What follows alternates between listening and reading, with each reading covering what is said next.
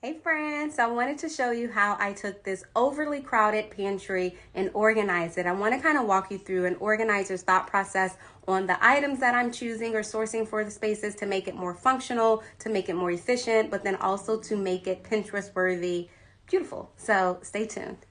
This is how the pantry turned out. So when you are organizing any space, it's really important to focus first on function, secondly on aesthetics. So when we're thinking about function, we knew that there were a couple of things that needed to be true for our clients to be extremely happy with the space. Their kiddos needed to be able to access their snacks easily. The adults needed to be able to see what was in the bins, hence all of the bins are clear. And then again, we just didn't want to overcrowd the space. That would make it not as efficient or functional as the space needs to be. So making sure that you are categorizing things together and you're keeping those things next to each other and just being mindful to not overcrowd the space. And lastly, add labels.